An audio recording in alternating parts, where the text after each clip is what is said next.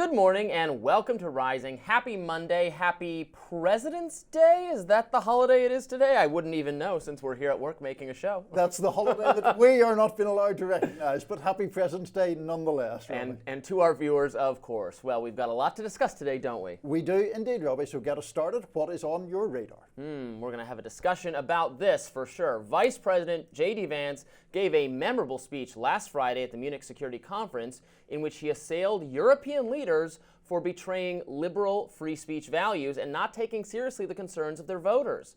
Vance said to the gathered leaders, "To many of us on the other side of the Atlantic, it looks more and more like old entrenched interests hiding behind ugly Soviet-era words like misinformation and disinformation, who simply don't like the idea that somebody with an alternative viewpoint might express a different opinion or, God forbid, vote a different way, or even worse, win an election." In response, German Chancellor Olaf Scholz said, quote, "Well, we should be very clear that free speech in Europe means you are not attacking others in ways that are against legislation and laws we have in our country," end quote. Which really proves Vance's point, does it not? European bureaucrats will only allow free speech so long as the speech in question reinforces the ideological dispositions of progressive governance. Now, we are going to discuss the substance of Vance's speech and the reactions to it a little bit later on the show. Right now, I want to focus on the American media's response to the speech, particularly Margaret Brennan of CBS News, who on Sunday asked Secretary of State Marco Rubio about his reaction to Vance's speech. What's interesting, and in my view very misguided, was how she framed her question. She implied that Europe, Germany in particular, was right to restrict free speech because free speech is what empowered the Nazis to take over and initiate the Holocaust. Watch. Well, he was standing in a country where free speech was weaponized to conduct a genocide. And he met with the head of a political party that has far-right views and some historic ties to extreme groups. The context of that was changing the tone of it. And you know that the censorship was specifically about the right. No, I have to disagree with you. Free speech was not used to conduct a genocide. The genocide was conducted by an authoritarian Nazi regime that happened to also be genocidal because they hated Jews and they hated minorities and they hated those that they had a list of people they hated, but primarily the Jews. There was no free speech in Nazi Germany. There was none. There was also no opposition in Nazi Germany. They were a sole and only party that governed that country. So that's not an accurate reflection of history. Well done, Marco Rubio. His response to Brennan was correct. Now let me recite word for word what she said, because I want to rebut it myself. Brennan accused Vance of, quote, standing in a country where free speech was weaponized to conduct a genocide, end quote. What she is saying quite explicitly is that the ability of the Nazis to speak freely is what allowed them to take over Germany and kill millions of Jews. She's completely wrong. Rubio is right. This idea that Germany in the period between World War I and World War II was some free speech paradise and the Nazis used that to their advantage is false. Progressives seem to love making this claim because I've certainly heard it stated many, many times. It is not true. In fact, historians of the interwar period have a name for this false claim. They call it the Weimar fallacy. What actually happened is that due to fears of the rise of the Nazi Party, Weimar Germany took increasingly authoritarian steps to outlaw and censor Nazi speech throughout the 1920s. Greg Lukianoff, president of the Foundation for Individual Rights and Expression, and Nadine Strawson, a former president of the American Civil Liberties Union, co-wrote an excellent article about this in 2022. They found that far from permitting Nazis to practice free speech, the German government, quote, shut down hundreds of Nazi newspapers in a 2-year period. They shut down 99 in Prussia alone. They accelerated that crackdown on speech as the Nazis ascended to power.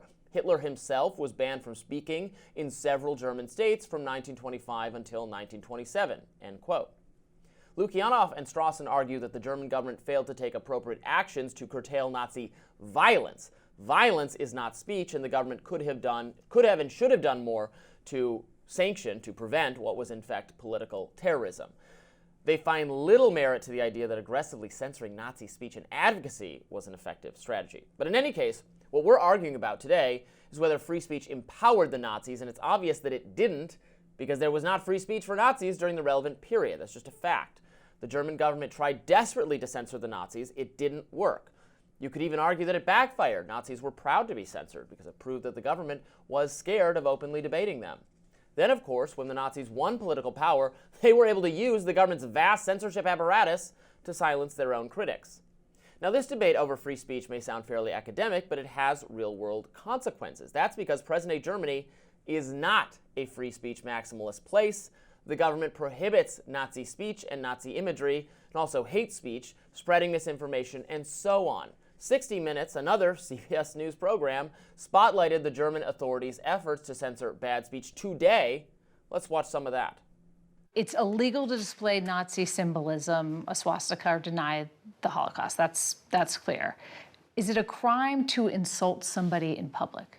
Yes. Yes, it is. And it's a crime to insult them online as well? Yes. The fine could be even higher if you insult someone in the internet. Why? Because in internet, it stays there. If we are talking here face to face, you insult me, I insult you, okay, finish. But if you in the internet, if I insult you or a politician, That sticks around forever. yeah. The prosecutors explain German law also prohibits the spread of malicious gossip, violent threats, and fake quotes. If somebody posts something that's not true, and then somebody else reposts it or likes it, are they committing a crime? Yeah, in the case of reposting, it is a crime as well, because the reader can't distinguish whether you just invented this or just reposted it. That's the same for us. The punishment for breaking hate speech laws can include jail time for repeat offenders. But in most cases, a judge levies a stiff fine and sometimes keeps their devices. How do people react when you take their phones from them? They are shocked. It's a kind of punishment if you lose your smartphone. It's even worse than the fine you have to pay. Because your whole life is typically on your phone now. What you just heard was textbook demonstration of the slippery slope. It starts with banning Nazi speech. Who could object to that? Nazis are very bad. Then it's other kinds of hateful speech. Then it's insults, including insults of politicians. I hope you didn't miss that. The government can't let you insult any politicians, of course. Then it's not just the speaker being censored, but people who shared the post, people who merely liked the post. They're guilty too.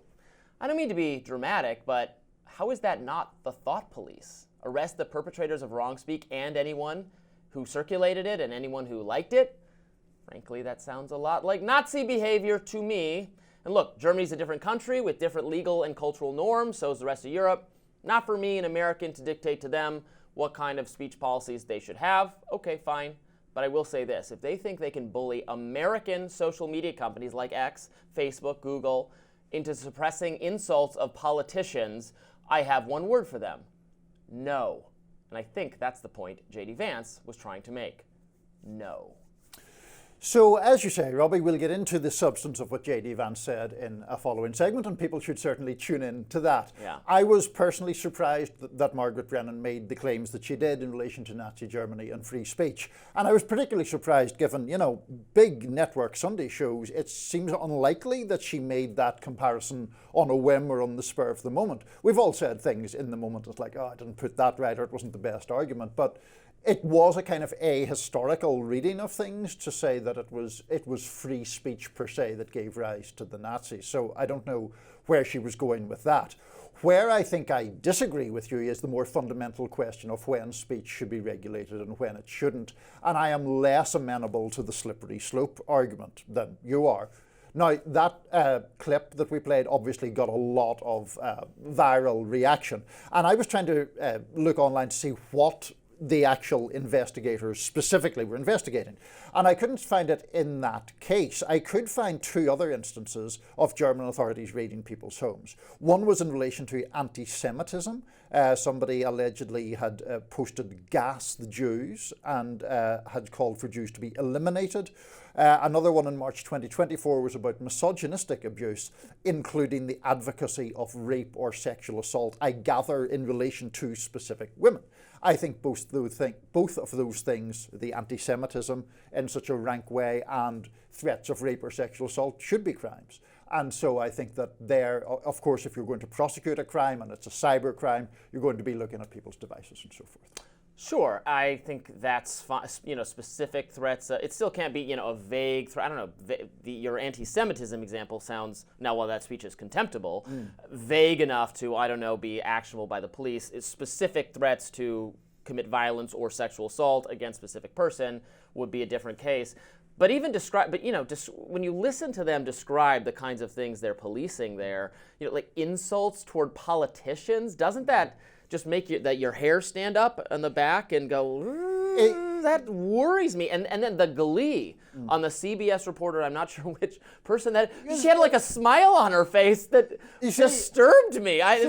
Oh wow, you can prohibit insults of politicians over there in your magic land across the ocean? See, here's I think the CBS reporter's response is a bit of one of those interesting ones where there's a test or it splits along ideological lines. I got the impression that she was smiling because she was surprised they were saying what they were saying. I hope so. And so forth. My understanding on the insults question is that it has to be, the insult has to be based upon racial or religious or those kind of categorizations. It didn't sound that way from the clip. I'm not sure what the disparity is there. Gossip? Who gets to determine whether the gossip is accurate or not? Like those three people who come across as so arrogant to me that we get to decide what's fake and true because you post something. They say it's gossip, and well, that's their opinion. I mean, it's like it's free speech for them to discuss and debate whether your speech was valid and permissible under the law. So you just create a system where the EU bureaucrat police authority people, they have free speech to determine whether your speech is valid or not. You just don't have free speech. Well, and hang on. I mean, if you are prosecuted for these, you would have a jury trial, and it would therefore be up to your fellow citizens to decide whether it is free speech or not. I think that there are genuine questions about speech that is intended to incite hatred or to incite crimes. We'll, of course, get into that in the J.D. Vance case, but certainly much to talk about. Yes, I guess I would just, one final point. If you're trying to persuade me to live in a slightly more Nile standards place about speech and the danger of reckless online speech to inspire violence or hate, if you were going to make the strongest case for that, steelman that argument, I think you would concede that argument is made weaker by some of the other things those people, like you would have to reassure me that we're really just stopping with speech that's going to provoke a violent mob because it's racist and hateful. And I'd say, okay, I can see, I see where you're coming from. I understand that online speech can cause problems and it's a new technology and maybe we need to update our legal norms.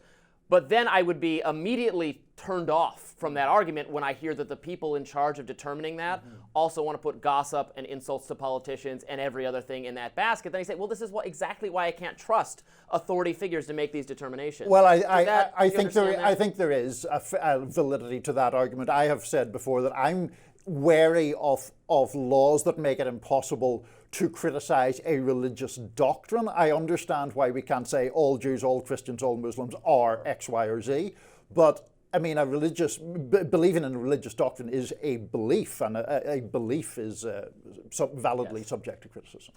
All right, we will, as we said, discuss J.D. Vance's actual remarks in just a minute. Please stay tuned. More Rising right after this. Well, as we discussed earlier, Vice President J.D. Vance gave a fiery speech on Friday criticizing Europe and expressing his thoughts on what he thinks the continent's main problems are. His speech has divided many, to say the least, in the political sphere. Here are some highlights. The threat that I worry the most about vis-a-vis Europe is not Russia, it's not China, it's not any other external actor. And what I worry about is the threat from within, the retreat of Europe from some of its most fundamental values shared with the United States of America. In Washington, there is a new sheriff in town, and under Donald Trump's leadership, we may disagree with your views, but we will fight to defend your right to offer it in the public square, agree or disagree. I believe that dismissing people, dismissing their concerns, or worse yet, shutting down media, shutting down elections, or shutting people out of the political process protects nothing. No voter on this continent went to the ballot box to open the floodgates to millions of unvetted immigrants. And more all over Europe, they're voting for political leaders who promise to put an end to out-of-control migration. Now, I happen to agree with a lot of these concerns, but you don't have to agree with me. I just think that people care about their homes, they care about their dreams, they care about their safety and their capacity to provide for themselves and their children. Former US Ambassador to Russia, Michael McFaul, responded to Vance, telling Politico, he thinks it is censorship, I think it's Russia, and many people here think it's Russia.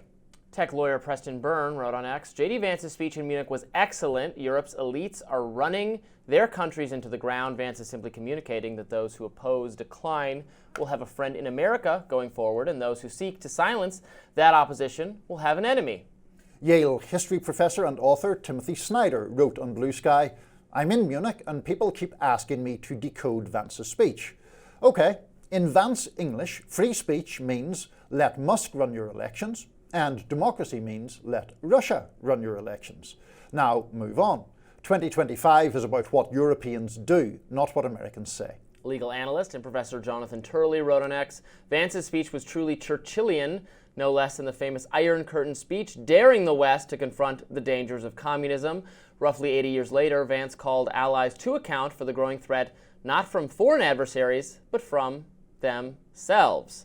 So, a little bit more on free speech. Will not be surprising to you or the viewers that I am with J.D. Vance on most of this, in thinking that trying to suppress so-called dangerous political speech is not the way to go, and we don't approve of it. And I think European bureaucrats have done their countries a disservice by especially trying to manage social media companies in a way that limits speech and will make Europe ultimately not a good competitor in the tech market in the economic field. Now, I don't like to rank threats ever, so when you say that Russia and China are less of a threat than their own, there's no reason to, we can say this is bad, this is bad, this is bad. I mean, China is, to my mind, like the major global threat, so I actually don't want my leaders to downplay the threat of China. Now, I don't want to respond to that with warmongering or some kind of military buildup against China. I think we will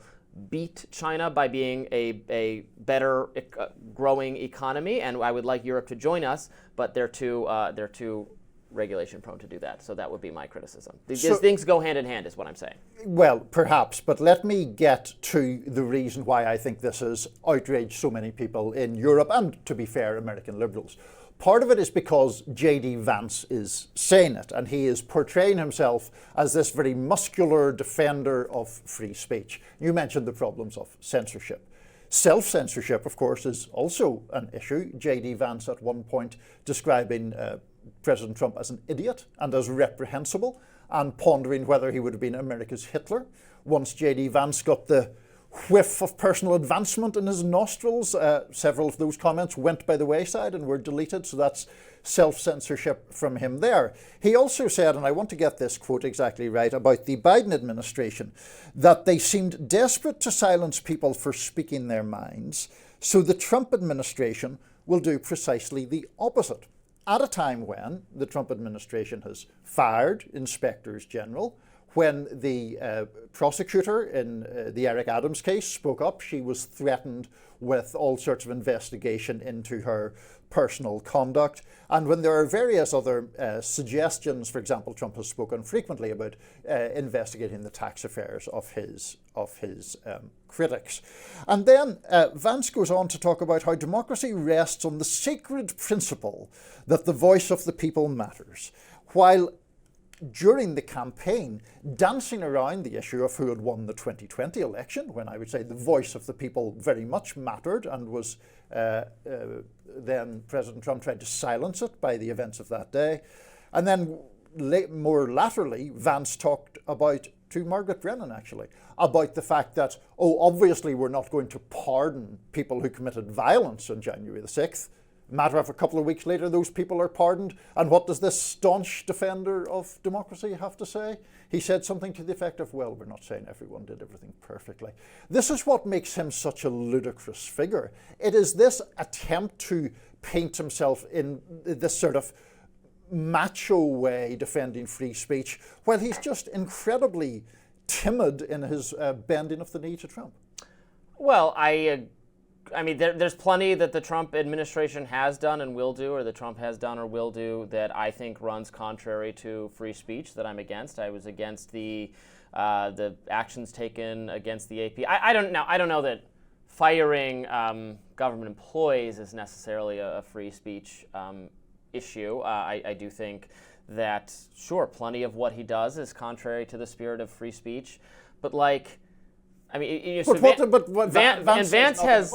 Vance has, you're right, Vance has criticized, Vance likened Trump to Hitler, but he's speaking to Germany, a country that aspires to jail you or fine you or confiscate your devices for insulting politicians. That's what we talked about in my radar earlier today. Watch the radar if you haven't. I mean, I think, look, are we imperfect messengers? Yes, government officials are always imperfect messengers because there's very few political leaders or government people who are good on free speech by the very natures of their jobs. But the messenger is imperfect, fine. But I agree with the message. The message is you people have embraced censorship. You're not listening to your own people. Your parties are losing. It is dooming the liberal project, the pro-democracy, pro-Western, pro-liberal project, that their governments are out of touch with what their voters want on immigration, and the censorship, I think, is one reason that they are, is that they don't want to listen to dissent on these topics. But it's a different thing to say the messenger is imperfect from saying what is happening here, which is the messenger is acting in a way contrary to his own message when it comes to the current administration. You mentioned in passing there the ludicrous controversy around Gulf of America, Gulf of Mexico, which is getting the AP banned from various Trump events. That, in what way is that defending free speech? That is obviously punishing a media organization for, what's the phrase, viewpoint discrimination. That is obviously what is happening. So Vance is doing these things and then going over to Europe to lecture people on principles that he does not himself uphold. That is bad, but Europe has gone so far beyond us. People should watch my radar. What the authorities in Germany purport to do to people who express dissenting views or false information or extremist views is crazy to me. It totally repulses me. And I don't like a lot of our political leaders either, and I think they're imperfect on free speech at best. I'm glad that Trump issued an executive order telling government officials no longer to interact with social media companies and tell them to take down content. I think that's a good thing. I think the AP thing is very bad. I think the Gulf of America thing is really silly and bad. And I'm going to criticize them when they do things I don't want, but part of the problem is that people who were supposedly on the other side, the defenders of liberal values, of democratic values, of norms of free speech, etc., don't have enough credibility on those issues because they've betrayed them in the eyes of the people of the world. But why are you not so harsh on J.D. Vance's credibility then for all the things that I mentioned? You don't seem to have a problem with his credibility. I mean, I didn't vote for him. I didn't support him. He was my least on the list of people Trump would pick to be VP. He was like very, very last. I'm not particularly a fan of J.D. Vance, but he does well in media exchanges, and you set him up for utter success when the person on the other side of the argument is saying things. Not just Margaret Brennan, who said that it was free speech is what caused Nazism, which even you think was historically not accurate. But then Olaf Scholz responding to the J.D. Vance saying, we should be very clear that free speech in Europe means not attacking others in ways that are against legislation and laws we have in our own country. So they're agreeing with his criticism is valid, that they don't allow the kind of free speech we allow, and that's what they like and that's what they're happy with. Well, but Vance is not. But I'm not a pro-Vance person, and we should absolutely be more committed to free speech in this country by our government officials, and they should not fight pointlessly with media organizations over stupid trivialities like what we call the Gulf of Mexico. Very bad and very dumb. Some common ground on the Gulf of Mexico. Okay. Coming up, President Trump, another President Trump tweet sending shockwaves over the internet. We will discuss. President Donald Trump was really the first commander-in-chief to cause dramatic uproar over something that used to be relatively benign, his tweets. And it looks like he's back at it again. Well, technically he first posted this on Truth Social, but still. Trump wrote, quote, "He who saves his country does not violate any law." Naturally, social media erupted. The Bulwark founder and publisher Sarah Longwell wrote on X, "People are already moving on from this. They shouldn't. This isn't just another dumb Trump tweet. It's an expression of his view of the presidency, which is counter to everything our country stands for. This should be a red line for everyone who cares about the rule of law." Podcaster Ed Krasenstein wrote, "People need to wake up. This is literally a quote attributed to Napoleon Bonaparte, right before he orchestrated a coup, seized absolute power, and crowned himself emperor in defiance of democracy." And National Review senior writer Dan McLaughlin wrote, "This is some un-American monarchical nonsense. The president is above some laws because there are things legally only he may do, but his entire office remains a creature of law." Meanwhile, scientist Brett Weinstein wrote, "Literally false, metaphorically false." Co-founder of crypto platform Casa, Jameson Lopp, wrote, "Prove it, pardon Snowden." Republican Congressman Eric Burleson wrote, "The president is Napoleon posting and you're blackpilling," which I think that's in support of Trump having done that and saying there's no reason you should be depressed because it's great or something. Yeah, I mean, I guess it is. Parsing what that means? I don't know exactly what the blackpilling reference is about, but naturally I find this more. I think that was a reference to the joke. Well, the black. It's a deep thing. We could spend the rest of the segment discussing. I think I get it. Well, I think we should spend the rest of the segment discussing dangers to I don't democracy agree. instead. Okay, Robbie. so I will get it out of the way and say I don't agree with the sentiment, and I don't think he should have said it. It's not good. Now, obviously, there are times where the law is morally wrong.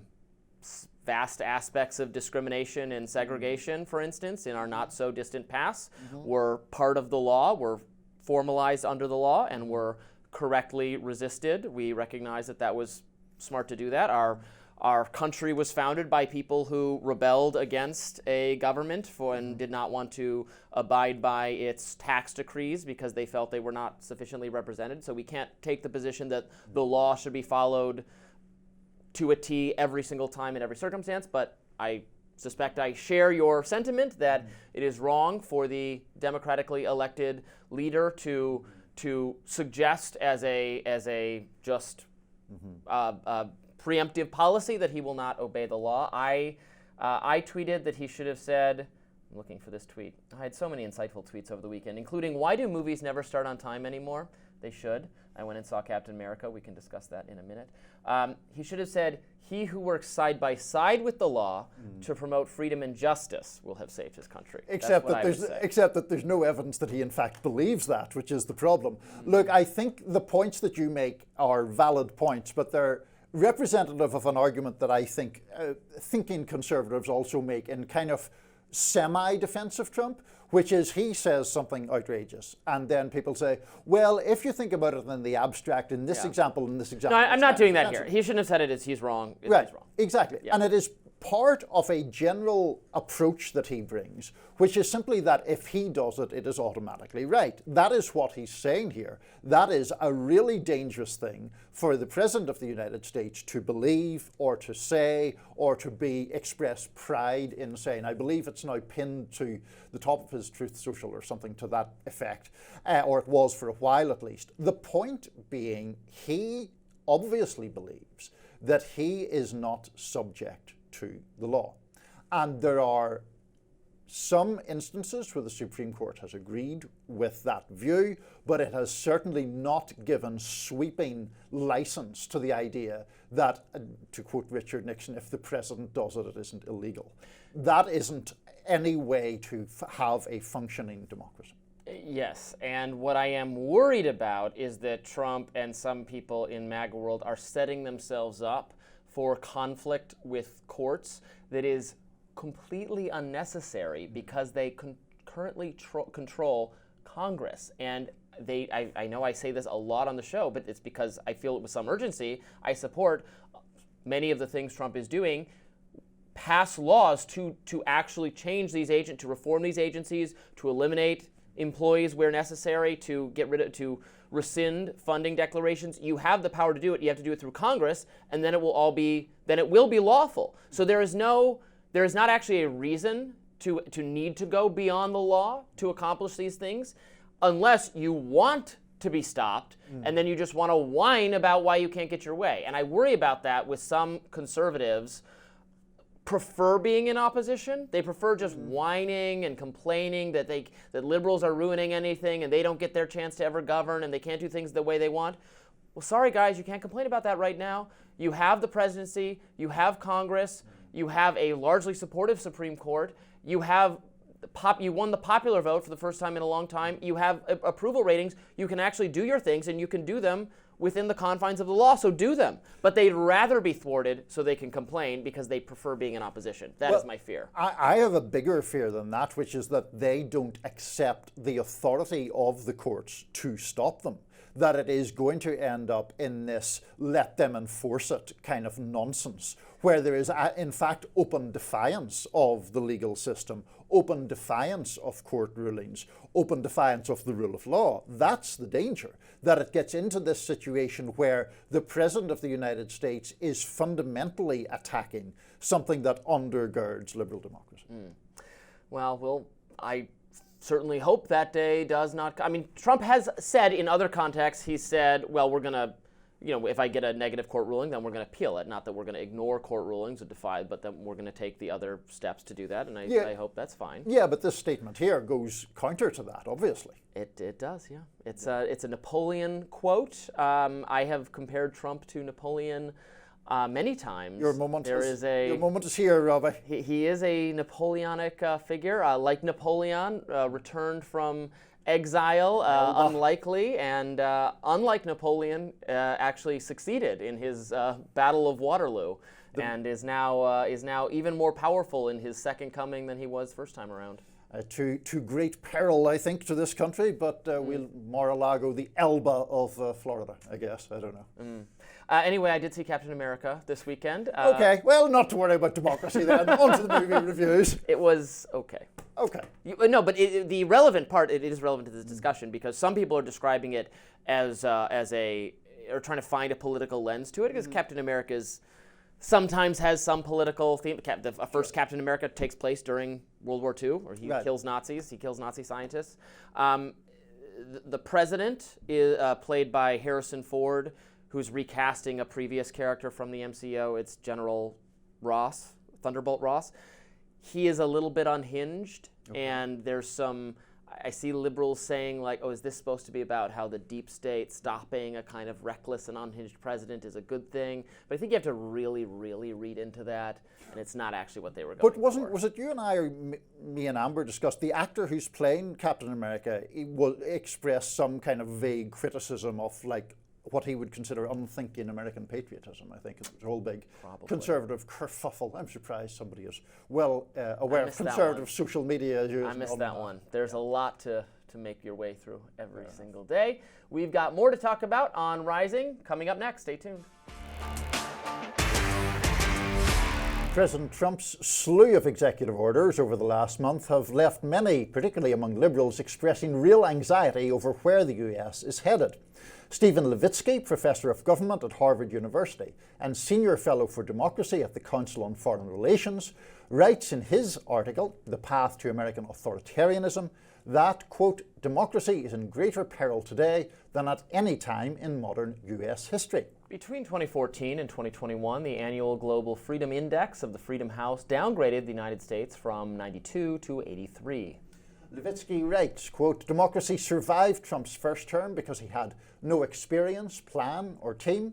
He did not control the Republican Party when he took office in 2017, and most Republican leaders were still committed to democratic rules of the game. Trump governed with establishment Republicans and technocrats, and they largely constrained him. None of those things are true anymore. To share his thoughts on the subject is Stephen Levitsky himself. Welcome to Rising. Good morning. Good morning. So in your piece, which is pretty lengthy and pretty in-depth, I was very interested in one point you make, which is that you're not arguing that there's just, this is a binary situation where there's democracy and complete totalitarianism as opposite options or as the only two options. You talk about your worry being that the second Trump term will create a situation that you call competitive authoritarianism. Maybe you could just explain what that means and why you think the US is in danger of it.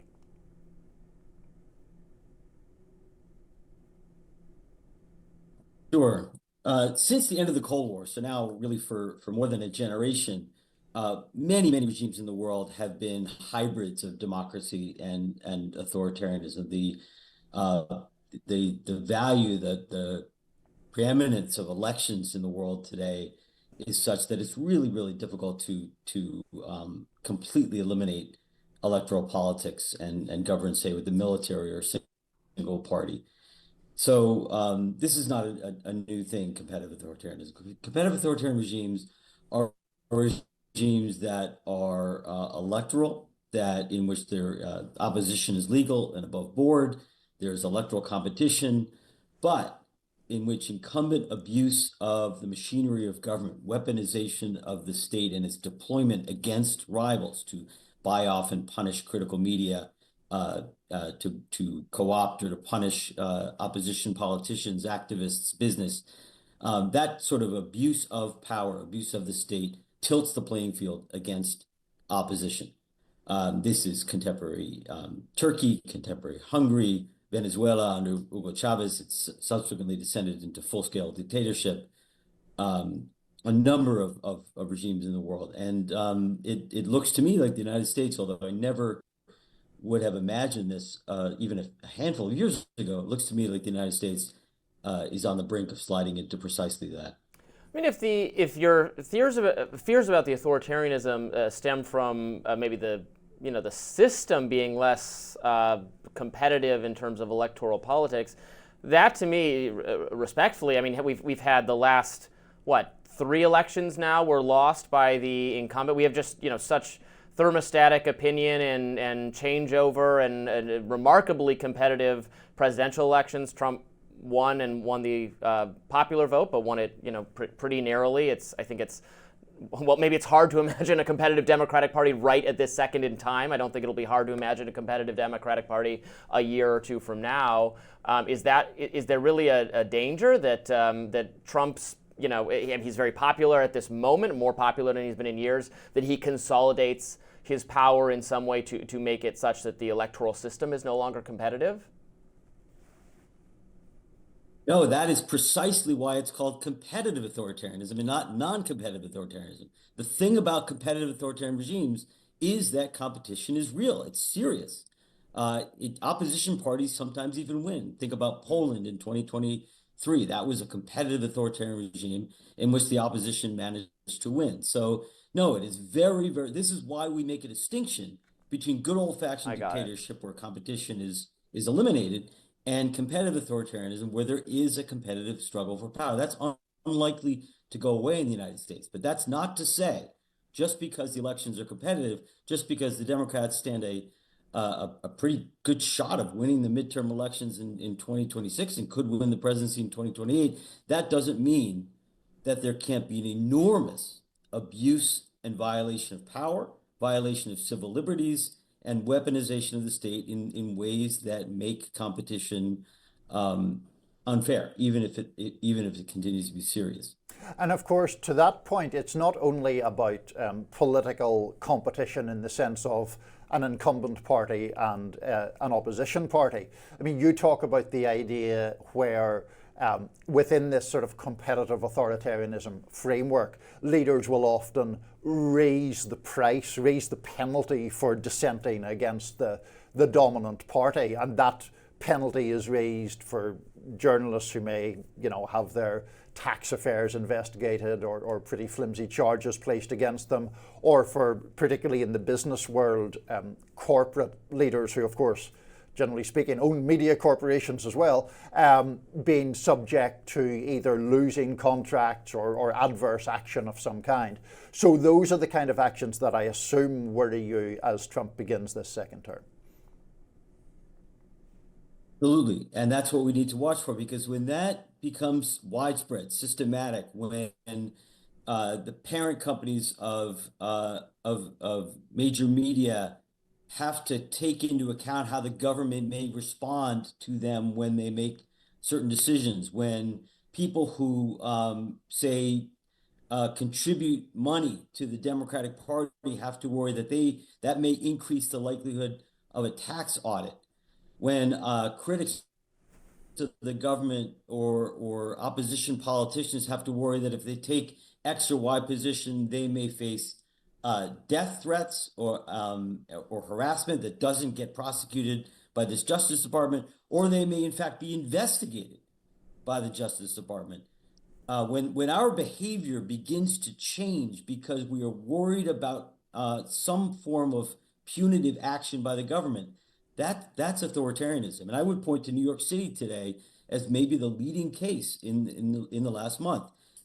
Mayor Adams was elected by the voters in New York City, and it's now not clear that he's responsive to voters in New York City because a weaponized state was wielded in an openly quid pro quo manner to buy his cooperation with government policy. That's authoritarian behavior. So I'm, the right of center commentator on this show, but I agree with almost everything you just said. I agree with you on the Mayor Eric Adams situation. I don't think the government should harass or intimidate or take negative actions toward media companies. I'll criticize Trump when he does that. I've criticized his recent actions with respect to the Associated Press. But, you said someone, facing political pressure from the government for making, for instance, a donation to the Democratic Party. I mean, Sam Altman, the CEO of OpenAI, got a I thought, pretty intimidating letter from Elizabeth Warren because he gave his personal money. He made a donation to Trump's inaugural committee. And Democratic lawmakers have written letters, intimidating letters to cable company CEOs for carrying Newsmax and Fox News and things like that. Obviously, Biden bullied, I would say. You might disagree with that characterization, but I thought bullied social media companies over their moderation policies throughout his presidency on COVID and a bunch of other things. So is this really, I would say there's a competitive authoritarianism in that there's a lot of authoritarianism on both sides of the political spectrum, but maybe you could respond to concerns people like me would have about this taking place by Democrats give me too. Please give me a break. First of all, it would be very inaccurate. It would be ridiculous to suggest that no Democratic Party politician has ever engaged in behavior that is also at odds with democratic norms. And there are incidents under both the Obama administration and the Biden administration. But Democratic senators sending even somewhat harassing letters when they don't have the kind of power of enforcement that control over, say, the IRS says, is not in the same league. I mean, it's completely fine as the center-right commentator to point out that there are Democrats who have done things that merit criticism, and they do merit criticism. But to paint to somehow justify perhaps the Trump administration's authoritarianism because both sides do it is a whitewash of the Trump administration's behavior. Every major democracy index in the world, every major democracy organization in the world, whether it's the Freedom House or Varieties of Democracy or Polity, has shown or has argued that the Trump administration's behavior is far, well and beyond anything seen under previous Democratic administrations. These are not comparable parties. The Republican Party, I'm sorry to say it, because a democracy requires that both parties play by democratic rules, but the Republican Party, not the Democratic Party, has ceased playing by democratic rules of the game. It nominated for president and supported unanimously somebody who attempted to overturn the results of an election and block a peaceful transfer of power. The Democrats haven't done that. Stephen Levitsky of Harvard. No disguising the fact that one of us is more sympathetic to your views than the other, but that's what we like here on Rising. It's been a good conversation, and we appreciate you joining us. Take care. Now, New York City Mayor Adams has, as our previous guest just mentioned, become the center of the political and prosecutorial universe Find out why next on Rising. New York Mayor Eric Adams isn't going anywhere. Despite facing calls to resign, Adams is insisting otherwise. Here he is on Sunday at a Queens Baptist church. They danced on my grave when I was indicted, and I was stated that you would spend 35 years in jail for something you didn't do. And God said, Eric, rise up. They're dancing on my grave right now. Every news headline, every report, every calling, it is over for him. He's been dead for 4 days. He would never be able to come back alive. He would never resurrect. But God said to me, Eric, rise up. I just find it so amazing. The most sanctified among us are calling for me to step down. I'm not going to step down, I'm going to step up. I got a mission to finish. Among those calling on Adams to resign is New York State Senate Majority Leader Andrea Stewart-Cousins. She told the New York Post recently it's probably time that he move aside. We really are spending more time on the mayor and his plight. It's distracting and we have a job to do. We're in the middle of a budget, Stewart-Cousins added. New York Lieutenant Governor Antonio Delgado called for Adams to resign, and New York Representative Laura Gillen said Governor Kathy said that Governor Kathy Hochul should actually remove him. The New York Times also broke down how 7 DOJ prosecutors resigned over refusing to abandon Adams's criminal case. The Times writes, summoning the staff of the Justice Department's Public Integrity Section on Friday morning, the acting Deputy Attorney General Emile Bove III was matter of fact. 2 lawyers needed to step forward to sign a request to dismiss corruption charges against Mayor Eric Adams of New York. An earlier call with the section's supervisors had gone badly. 3 of them quit rather than abandon an important criminal case for brazenly political reasons. In all, 7 prosecutors would resign to avoid taking a step they saw as deeply unethical. Adams had been indicted last September of charges of conspiracy, soliciting illegal foreign campaign contributions, bribery, and wire fraud. Here is Democratic Congressman Jamie Raskin on Face the Nation yesterday. You know, this is an outrageous violation of the rules of prosecutors and an offense against due process, and a very dangerous first move for the Department of Justice to be making under the Trump people. Talk show host Michael Berry wrote on X, Eric Adams is the duly elected mayor of New York City. They are trying to topple him. This is literally a threat to democracy. Meanwhile, former presidential candidate Andrew Yang wrote, Eric Adams has managed to become a pariah for Dems, Republicans, and independents. He should have resigned months ago when he was indicted. You can't lead like this. Yeah, so I am going to strongly criticize the way the Justice Department is handling this. I don't see any reason to not bring the charges that the Justice Department is eager to bring, and tactically, I don't really understand what Republicans are doing here, because they're like the Justice Department, the deep state, law enforcement, weaponized against conservatives. They would never go after a Democrat. Well, here they're going after a Democrat, and you're making them not do that. Right. So how are you going to be able to sustain this criticism? It's just not true that it's like a witch hunt against Eric Adams because he's actually conservative and was trying to do stuff about immigration. He started saying things about immigration in order to get Trump supporters to fall for this whole thing where, oh, he's MAGA and they're out to get him. No, they're not. They're out to get him because there's some evidence of corruption. Now, he deserves a trial. If you want to argue to me that the evidence shows this is too trivial to be worth pursuing, I'm open to that argument, but that seems not to be the argument that's being made. The argument being made is that they're going after him because he was actually trying to implement MAGA policies, and that's just not true. It's absolutely not true. And you, to your credit, have said when we've previously discussed this about the danger for MAGA people generally in being gamed or turning themselves into marks. Yeah, exactly. For people, easy marks. For people who are essentially grifters. And so Eric Adams was under investigation for these alleged crimes before he had ever spoken out publicly against Biden's immigration policy. We should also add the extent to which he's critical of Biden's immigration policy is dubious. He's generally asked for more money, is what he has done for the city to handle the influx of migrants. So I think that the bigger point here in terms of whether he resigns or not is the curious nature of that deal, which the prosecutor who has now resigned saw as a quid pro quo for Adams backing Trump on immigration, and the charges were going to be paused. One of the points that she made that I thought was particularly strong was that these charges are being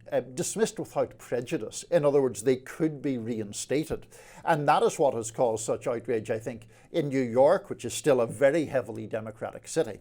It is the idea that the mayor of New York is in Trump's debt and in an ongoing debt, and therefore cannot be depended upon to represent the views of New Yorkers, but instead to do whatever is required to keep himself out of jail. Yeah, it seems like a bad situation to be put in. For what? I don't even understand what's the benefit here. He's only going to be in office another year, right? Well, he wants a second term, I guess, right? Which seems that seems unlikely to me. Seems highly unlikely. New York City itself voted about 80-20 for Kamala Harris. Yeah, Trump made some gains in some neighborhoods, but like it's a fundamentally Democratic city. The idea that you gain support by aligning yourself with Trump while under indictment seems highly dubious to me. Yeah, I don't quite understand this one. Again, obviously, if he's innocent, and he deserves to be able to prove that. And look, I take the point. I said this with the investigations of Trump, that ultimately decisions got to be made up to the voters. So if he doesn't want to resign, he won, and now that doesn't immunize him from crimes. If he committed crimes, he gets to be investigated and prosecuted and convicted if that is the case. So except he doesn't in this case, we think. I guess not. Yeah. I don't quite understand why they're calling off the dog. We're going to always call off the dogs in cases of alleged political corruption. That doesn't seem to me like that should be a MAGA priority. A MAGA priority should be rooting out political corruption. Menendez, gold bars in his shoes, in his socks, and the first thing he says is politicization. Trump was right. You voted to impeach him. Yeah. So let's not pretend these people have seen the light. This is so self-interested, and we don't want our politicians to think they can get away with outrageous corruption and then just play the MAGA card. Right, mouth some MAGA sentiments and get off. That's not good. No. More to come on Rising Today. Please stay tuned. Here's a big scoop. There was more to the TikTok ban than meets the eye, and has a lot more to do with a country that is actually not China. That's what journalist Ken Klippenstein wrote about in his latest Substack. It began when Ken caught wind of a panel at the Munich Security Conference with Democratic Senator Mark Warner and former Republican Congressman Mike Gallagher, who is now a Palantir executive. Let's watch. Mike, how did that legislation pass so quickly? If this is correct and there's not a lot of people that understand, somebody understood something. I want to see if you're going to tell the real story. Okay, well, first of all, let the record We're talking reflect. about the TikTok legislation. Gallagher and Warner first introduced the bill in Congress that claimed that TikTok was a national security threat, a claim still relevant given the app's uncertain future. With us now to reveal what that real story is, none other than Ken Klippenstein. Thank you for joining us, Ken. Hey guys, good to be with you again. And to do the spoiler, it was actually Israel rather than China that the argument that you make is that that is what revived the TikTok ban, the perception by more pro-Israel voices that anti-Israel narratives are proliferating on TikTok. That gave rise to a ability to actually get it enacted, correct? That's right. In the past, there had been a lot of suspicion about this, and people pointed to, for example, a comment by Senator Mitt Romney, who essentially said, there's too much anti-Israel content floating around on TikTok, and we've got to do something about that. I thought that was possible, but what we have in this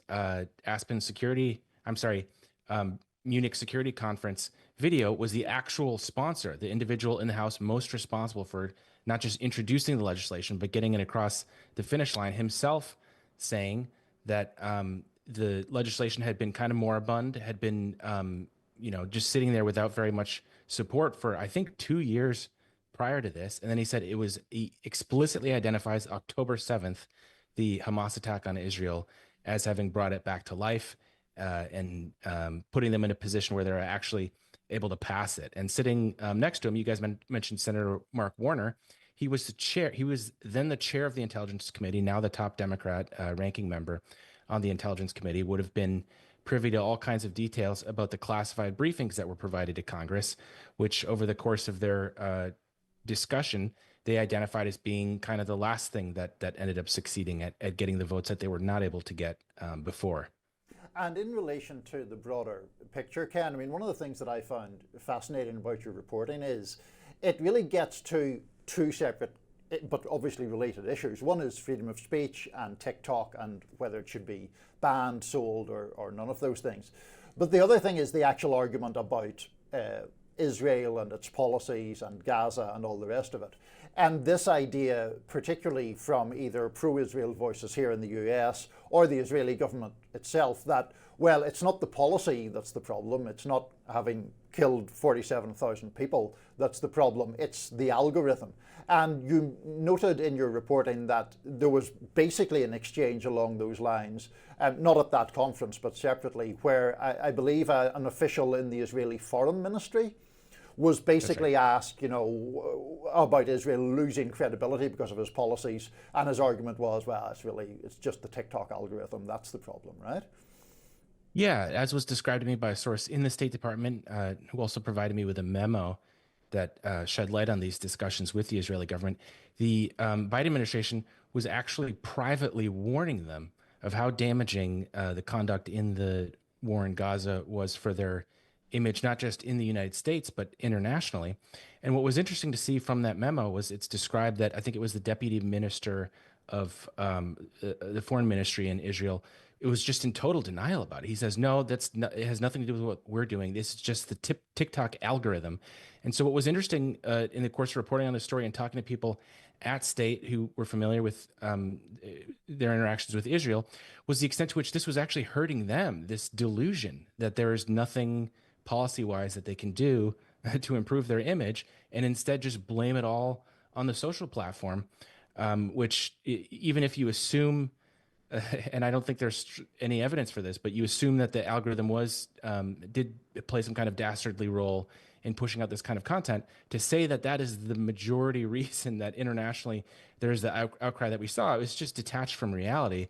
And that is exactly the sense that privately the State Department had, even if publicly they weren't saying these things. So in an ironic way, it actually ends up hurting Israel because it allows them to think that, everything's fine as long as we get this app under control, then our international standing will be fixed. When the reality is that the problem is much more endemic to the specifics of the war than any sort of social platform. Right, because even even if the algorithm was tweaked to promote more of this content, it was just showing people more of content that was real, right? Like I'm trying not to be under any illusions. I think it is plausible, although often asserted without tremendous evidence, that China or the Chinese government could interfere in TikTok in ways to promote more content or suppress other content. We know that our own government has tried to do that to content on social media. So it would not surprise me at all to learn that a more repressive government than our own also seeks or uses that power. But that said, it was just you getting more of this information that is actually true information about what's happening there in the Middle East. Well, it's insulting to the public that they think, oh, these are not actually your thoughts. You had them implanted in your head by some, malevolent force overseas. It's like, no, I know a lot of people, you might disagree with what they say, what their positions are, but these are sincerely held views in large part. And I can tell you that not just anecdotally, but just look at the people being interviewed. They're not being paid by think tanks. I mean, again, you can disagree or agree with whatever it is that they're saying, but to impugn not just the sincerity, but their ability to even hold their own belief, it gives you a sense of the contempt that these members of Congress, or in the case of Gallagher, a former member of Congress, hold for the general public. At one point during the discussion, he mentions a case of getting a flood of instances of suicide threats when they proposed legislation that could ban TikTok, and he pointed to that as, this is just proof of this malign foreign operation. And I'm sitting here thinking, you don't think that maybe people are just really, that's a part of their life? Like, it's not possible that this is just a sincerely held concern by people, that it's like, I spend a lot of time interacting with others, and it's like they assume everything is some kind of plot, and it's just crazy. And let's talk about what this means for the broader context of the TikTok ban, because this is something that went before the Supreme Court, that you had the government defending, saying, you know, this is actually about data privacy, and we have secret information that we can't tell you about how dangerous it is to allow TikTok to operate. And the Supreme Court, with some level of mixed feelings expressed by the justices in support of it, Gorsuch in particular saying, I'm kind of uncomfortable with this. We have a very short amount of time to decide this, but okay, I guess it can be banned because it's about data security rather than speech suppression. And that was the justification. Now we're finding out, now that people supported it, the members of Congress who proposed it, admitting that it was actually about responding to too much speech that was critical of Israel. That's a totally different thing. That gives away the game. Exactly. And I was shocked to see the candor that they had. You watched the video at the beginning of the segment. They're grinning and laughing about this like it's some inside joke. They're like, are you going to tell the real story? It's like, hold on. You're an elected member of government, and in Gallagher's case, a former elected member of government, and you haven't told the public the real story, and you're going to brag about it in front of a camera? Again, the contempt is beyond belief. They're not even hiding it. Talking of that, Ken, I just want to get back to something that you mentioned in passing, which was Mitt Romney's comments about this back last May, because I think the word choice here was really revealing. Romney was asked about it, and the thing that he cited as a problem on TikTok was, and I'm quoting directly here, the number of mentions of Palestinians relative to other social media networks. So the mention of Palestinians or the Palestinian cause was in itself considered a pretext for banning a social media app. It's wild stuff. Yeah, one of the difficulties in reporting on this is we don't know how to counter what was said in the classified briefing because we don't know what was in the classified briefing. We get a couple of Congress people who have the integrity, like Representative Sarah Jacobs of California, who came out and said, look, the contents of the briefing, you know, she can't speak to the specifics because there are, you know, legal sanctions if you disclose something that's classified. But she says in general terms, everything that was expressed in the briefing is true of all social media platforms. There was nothing unique to TikTok. And so clearly, at least some people considered the briefing not particularly compelling. But again, we don't even know what the public has to fight with its hands tied behind its back, because if you're someone who doesn't want TikTok to be banned, you don't even know what to respond to because you don't know what was said. And these members of Congress, there are a couple of them that gave you a sense of what it was, but most of them say nothing about it. So it's like this really unfair system. You mentioned Robbie Scotus talking about this information that you can't know. And it makes you wonder, when Romney comes out and says there's more posts, are they just looking at the quantity and concluding from that, jumping to the conclusion that, oh, it must have been some sort of malign algorithmic move to push this? Maybe there's just more posts about Israel and it's just organic. I mean, you know, I spend a lot of time on social media. They're just organic trends. And if you look at it a certain way, you could say, wow, this is really viral. Someone must be behind it. But in reality, you know, humans are social beings. We kind of respond to each other and you know, jump on trends and things. So, you know, I'm really concerned that the intelligence community, when they're doing these briefings, either that they're overstating what it is that they have, or maybe that these frankly really old members of Congress don't understand how social media works, and they themselves are jumping to conclusions. Yes, that comes through time and time again whenever we have hearings and we actually listen to the members of Congress, the senators, discussing important issues with tech CEOs, and they're completely clueless. It's like trying to talk to your grandparents or great-grandparents about, you know, smartphone apps. Really fascinating reporting. I'm sure we will continue to follow this. The TikTok ban obviously has been on hold because President Trump now has a different view of it. I wonder if this will, perhaps you have, very quickly before we wrap, thoughts on whether this will affect the debate over whether to actually implement the TikTok ban in when the window closes. Well, as we saw with the legislation, they almost didn't pass it, and they kind of lucked out in getting October 7th happening and being able to point to that, because obviously Israel is a very contentious and sensitive issue within Congress. So, you know, the extent to which that recedes from the public's awareness, I think that the political environment could completely change. If you look at polling on this, it's extremely unpopular. At first, I paid close attention to the polling on this. At first, when this was just a, you know, proposed legislation, it was kind of split. It was maybe 50-50, maybe in some cases even 60-40 in favor, kind of along age lines, older people supporting the ban, younger people obviously opposing it. As you got closer to the actual passage of the thing, it became extremely unpopular. We're talking 70% opposition to it. And we know that it's unpopular because the Democrats panicked. And you had Senator Schumer getting out in front of this saying, oh, actually, we never supported the ban. We just wanted to divest. And then Biden himself, I think, ended up delaying the ban and forcing the Trump administration to decide what to do on their first day in office. So they're clearly under a lot of political heat, as they should be for this kind of a decision. So I think it's completely within the realm of possibility that the public attitude has just shifted and they won't be able to get away with it anymore. Ken, thanks so much for joining us. We really appreciate it. Thanks, guys. Up next, Kendrick Lamar found support for his halftime show from an unlikely place. We'll discuss. Bill Maher was left almost speechless on his own show by an outspoken Trump voter. When Kid Rock spoke with the host of Real Time, he spilled the beans about what he thought regarding Kendrick Lamar's performance at the Super Bowl halftime show this year. Let's watch. Like, how did he get that gig? Jay-Z.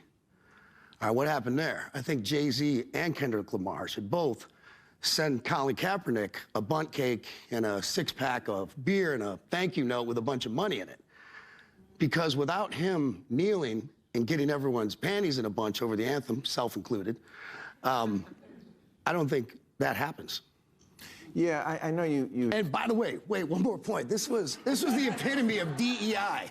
Like, this was the epitome of DEI blowing up. Because, you know, the NFL was all this DEI and racism, all this stuff. They got Jay-Z in their book and this, and like Kendrick Lamar goes out there and basically turns DEI into an IED. It's like, it's all black people, or all people of color, speaking to his crowd in the hood, black people. It was like the most non-exclusive, or the most exclusive thing ever. And I'm like, yeah, that's awesome. I'm laughing my ass off.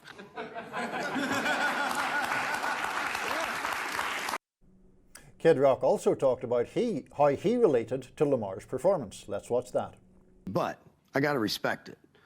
And here's why. You know, I grew up loving, emulating hip-hop, all things hip-hop, breakdancing, DJing, graffiti, rapping. And so I understand the culture a little bit more than most. And when I say most, of course, I mean white people.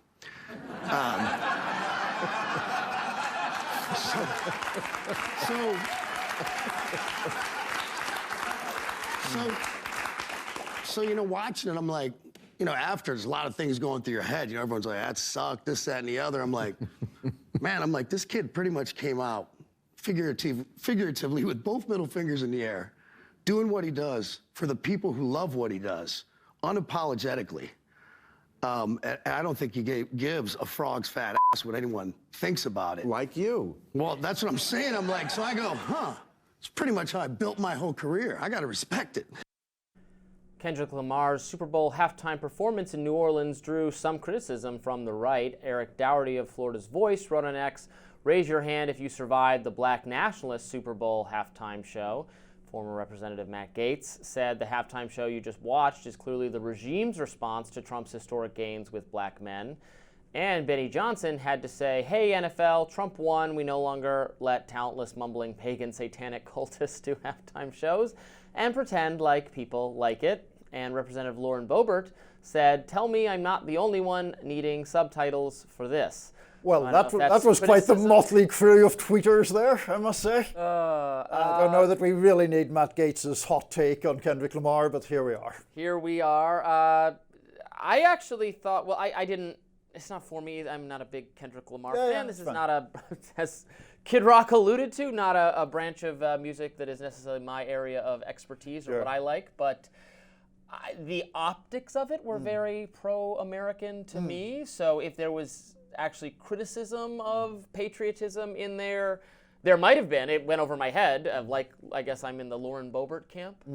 Not a place I usually find myself, but in not getting it if it was America critical. But what can I say? So there was actually quite a lot of symbolism of that was interpreted as, I'm not sure if America critical is the right word, but referencing slavery, for example, and things like that. In fact, one of the best performing stories last week on thehill.com was our colleague Cheyenne Daniels writing about, I think it was 5 secret messages in the Kendrick Lamar halftime show, and she outlines it in much more detail than I can. What I found odd about the Kid Rock comments was he's half supportive and half critical. Like, I don't really accept his point at all that the fact that there was a halftime show with Kendrick Lamar and lots of like black dancers and Serena Williams doing a crip walk is exclusive or exclusionary, or shows how DEI has blown up in people's faces. I don't think that's a negative thing at all. But then, having made those comments, Kid Rock doesn't necessarily seem to think it's a negative thing. He implied that this was some self-own on the part of people propagating DEI, and then he said he was laughing his off. So I'm not honestly sure what point he's making. I guess I didn't quite follow either. I kind of thought he was saying that in this case, DEI got like Kendrick Lamar in the door, but it was a really great performance. So Maybe. it's not. But I guess that's what the defenders of DEI say. DEI is about getting actually talented people in. So maybe if you thought that through, you weren't really making a criticism of DEI. I don't know. In any event, I think it's good that Kid Rock is speaking up for Kendrick Lamar. I think it is important, particularly at times when various cultural figures have become very, placed within the sort of matrix of Republican to Democrat, that the pro-Trump Kid Rock is speaking up for Kendrick Lamar, who we're pretty confident is not. My old neighbor, Kid Rock. Really? Well, he's from the Detroit area, as am I initially. My dad is a big Kid Rock fan, actually. I was going to say you're too young to have witnessed Kid Rock's rise to fame from the Detroit area, I presume. You don't remember him as an obscure small act, do you? I don't remember him as an obscure small act. I can remember hearing about him probably in 6th grade is when he appeared on my radar. Okay. Didn't quite get his thing. Sure. Again, his music's not necessarily for me either, but I know he has a lot of fans back where I come from, and I always like to see a Detroit boy out there succeeding. Like Eminem, for example. Like Eminem, those are our two main people. I am actually a fan. I am a fan of Eminem. I like Eminem's music quite a bit. Excellent. Well, I'm glad we've got you into the hip-hop era in some fashion. That's Something a good thing. Up next, an unusual tribute on this President's Day. Stay tuned. On this President's Day, nothing says remembrance and power quite like this. President Donald Trump's mugshot was released the summer of 2023, right after he was arrested in Fulton County, Georgia. Remember? At the time, Trump posted on Truth Social, "I'll be going to Atlanta, Georgia on Thursday to be arrested by radical left district attorney Fani Willis, who's overseeing one of the greatest murder and violent crime disasters in American history." That case melted away, but the mugshot did not. It was trotted around in the campaign as a symbol of defiance. It was also placed on mugs, t-shirts, and other merch to fundraise. The president even recreated the expression from his mugshot for his official portrait, which was released ahead of last month's inauguration. Now the framed mugshot can be seen hanging outside the Oval Office. So, what is your opinion on it being in the Oval Office, Niall? Well, you don't have strong feelings on it. I am against it, which you could perhaps have predicted, because of a specific reason I think that is part of Trump's approach, which is to try to invert reality or things that took place to his own advantage. So in this case, he was photographed in that way because he was charged with crimes. That case, I mean, we said melted away in the introduction. I mean, it got lost in the whole business of Fani Willis. Fani Willis screwed it up royally, as badly as anyone has botched anything in human history, because she put her boyfriend in charge of handling the case. Yes, but... Oh, how sad. Well, quite sad if you actually think it should be open to the President of the United States, or then President as he was, being charged with crimes for meddling in the election outcome in a key state, and in doing so depriving Georgian voters of their right to have the president for whom they had voted, essentially disenfranchising people who had voted for Joe Biden on that occasion. Now, the point is that the mugshot and the use of the mugshot in that way by Trump is really to suggest that, oh, that's no problem, I was only charged with crimes. It is somehow evidence of my righteousness that I'm charged with crimes. He is the only convicted felon to be serving as American president following the case in New York, and the use of the mugshot is just part of this attempt to rewrite history and to try to take things that were bad and potentially unlawful, the Georgia case never reached a jury, and make them into badges of honor, and I think that is a dishonorable thing to do. Well, him being pursued in the way he was by so many different jurisdictions, all the charges did allow him to totally retain control of the Republican Party. If anything, I think it sucked the oxygen out of any of his rivals. Maybe DeSantis, and I think certainly Nikki Haley, but DeSantis was really the only one who stood a chance. Maybe they were all doomed against Trump, regardless of the circumstances, if he was really going to go for it again. But looked like he was losing a little bit of momentum until all of the charges started up, and then all Republicans rallied behind him again. So in that way, the mugshot is a reminder that this strategy allowed Trump to become more popular and central to the Republican Party than ever before, and has attracted somehow independents as well and made gains with all sorts of voters, and he's now more popular than he's ever been. Yeah, but I don't think that it's only about the political or electoral implications, is my point. There were 4 criminal cases against him. One came to trial and he was convicted. The prosecutors secured indictments for all the other 3, and they did not go to trial, so they didn't have a chance to prove their case. In relation, and we've discussed this numerous times before, the Mar-a-Lago documents case, I think the evidence that he committed obstruction of justice was absolutely compelling, if not overwhelming, and his only real bid to get out of that would be to argue that the thing just didn't happen in the way the prosecutors had said. On the other end of the spectrum, I have said before that the one he was convicted of, the New York case, was, I think, the most minor of the 4, but he was still convicted by a jury of his peers. And then in the middle somewhere, I think you actually see the Georgia case as maybe the most serious of them all, but in the middle you've January the 6th, the federal case, and Georgia, and those were both very, very serious cases. And in Georgia, as you know, it was the accusation was a conspiracy by Trump and people close to him to pressure legislators to change their votes and things of that nature. I continue to think that the exact right course of action for dealing with Trump's actions was what did take place swiftly after the events in question, was impeachment and a trial in the Senate to remove him from office, which he was victorious in. I think that is what fits his actions. It was conduct in flagrant abuse of office, a kind of conduct for which the Constitution's remedy is an impeachment process. Yeah, and he was not removed from office on that basis. Yeah, but hold on a second. Even if one accepted that argument, which I don't particularly, I think he should have been subject to criminal prosecution. Even if one accepted that argument, it only really covered the events specifically around January the 6th. The impeachment process in that case was about the riot, ultimately. Now, the situation in Georgia and the Mar-a-Lago case were not about that. There was that was Democratic's choice to rush it, to do it before the conclusion of his term, right? Before they had found more information to substantiate the earlier election stuff, right? Yeah, but if they'd left it until he was out of office, then the remedy that you propose wouldn't have worked, right? So, I mean, the point about it is he never faced criminal trial on these charges in Georgia, on the obstruction of justice case in Mar-a-Lago, or on the federal January the 6th case. I think it is a shame that he didn't. I think that on the obstruction of justice one, he would, I mean, I would bet money that he would have been convicted in that, but he would have got the right to try to rebut it if he wished. And all of this stuff just gets sidelined, and it becomes a badge of pride to have been, to have a mugshot in the Oval Office. That does it for us today on Rising. Thanks for tuning in on this President's Day. Be sure to like, share, and subscribe so you never miss any content. And for those of you who like to listen while on the go, we're now available anywhere you can find podcasts. We'll see you tomorrow.